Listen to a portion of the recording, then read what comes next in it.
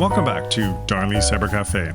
I'm glad you're here. Grab your espresso and settle down for a few moments with me. Today, I want to talk about something I came across recently that stopped me for a moment. Not because it was shocking, but because of what it suggests about where things are heading. There have been some reports that ChatGPT had started citing Grokipedia, which is an AI-generated encyclopedia built by Elon Musk's XAI, in some of its answers. Not as background context, but as a source. And once you sit with that for a second, a bigger question comes up. What happens when AI systems start relying on other AI-generated material to explain the world to us? Understand this isn't really about one company or one platform. It's about trust, how information gets shaped now, how easily it moves, and how difficult it's becoming to tell where something actually started or ended. And with AI getting better at generating text, audio, and video, this isn't a future problem. It's a right now problem. So let's walk through what's going on, why it matters, and what it could mean over the next year as these systems become even more convincing.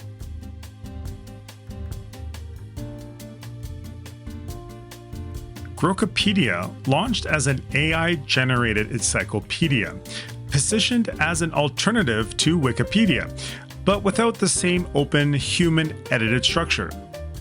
Early reporting found that many entries appeared heavily derived from Wikipedia, while others included controversial or inaccurate claims. What matters here isn't who built it, it's how AI-generated reference material behaves once it's released into the open web. Now, here's the key development. Journalists testing newer AI models found that Grokipedia was being cited inside ChatGPT responses, particularly on more obscure or niche topics.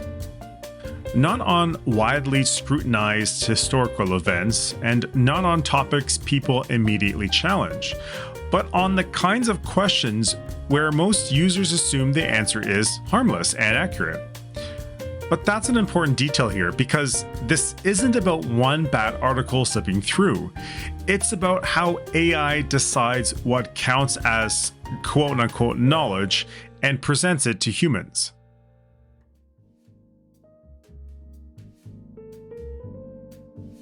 There's a term security researchers are starting to use more often, which I do like, and it's called credibility laundering. Here's how it works. An AI-generated site publishes content, another AI system pulls from it, the answer now appears sourced, and the user assumes legitimacy. But the citation did not pass through human editors, it did not face peer review, and it didn't survive debate. It just circulated like a bad case of broken telephone. Modern AI systems rely heavily on retrieval-based answering, pulling texts from the web and assembling responses dynamically. So this reduces hallucinations, but it also introduces a new vulnerability. If the retrieval pool is polluted, the answer is polluted, meaning it will be rife with misinformation. Researchers have already warned about data poisoning, LLM grooming, and information flooding. This is where large volumes of synthetic content are created specifically to influence what AI systems later surface. And once that content gets picked up by multiple systems, it becomes extremely difficult to unwind. This is how AI stops reflecting the web and starts reinforcing it. Now, let me be honest. There are potential upsides here. So the pros: broader coverage of niche or underdocumented topics, reduce reliance on a single institutional source, and faster knowledge synthesis across diverse material. Now, in theory, this makes AI more flexible, but there's also the other side, the cons. False legitimacy. Citations create confidence even when the source is weak.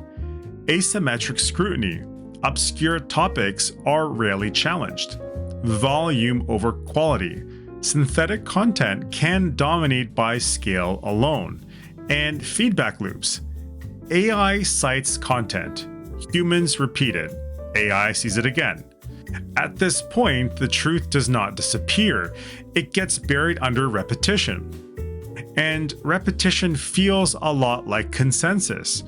This concept also feels very similar to the Nazi minister of propaganda when he used to say, quote, "If you tell a lie big enough and keep repeating it, people will eventually come to believe it," end quote. This feels like it's very much starting to happen with AI, which can go bad pretty quickly. Now let's widen the lens here a bit. Text manipulation is only the beginning. Today, we're already seeing AI voice cloning used for impersonation and fraud. Synthetic video convincing enough people to prompt real-world responses. And audio clips that sound authentic but never happen. As AI improves over the next year, yes, the next year, the danger isn't just that people believe fake things that they hear or see on the internet or TV. The danger is that people stop believing real things.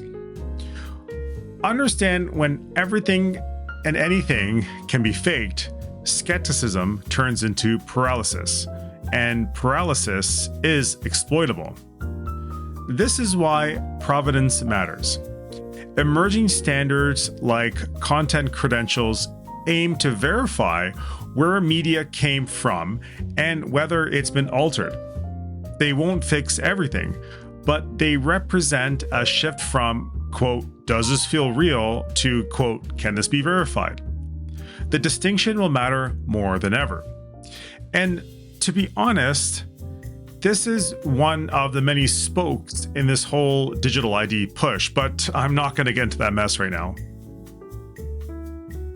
So what are some practical takeaways here? What can you actually do?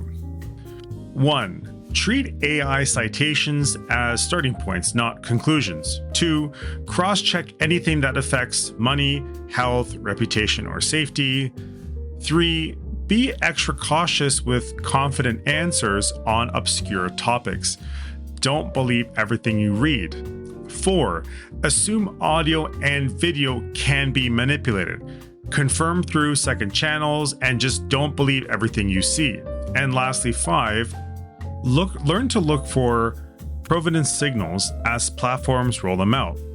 And what this means is to get used to checking the small indicators that show where a piece of content came from and whether it's been altered.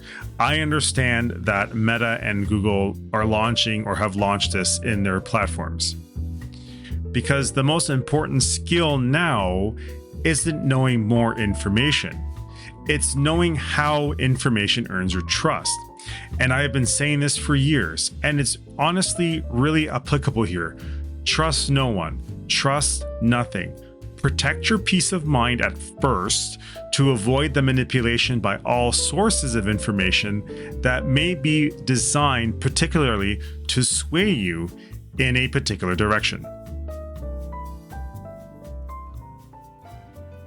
Grokipedia showing up inside ChatGPT answers isn't the end of the world, but it is a signal you seriously need to consider. We're entering a phase where the internet isn't just being indexed, it's being rewritten, reassembled, and redistributed by machines. And that changes how trust works. And again, I've been saying this for years, trust no one, believe nothing until you're certain those facts are correct. Thank you so much for spending time with me at Darnley Cyber Café. I'm your host, Darnley. If you find this podcast useful, please invite a friend to listen or follow.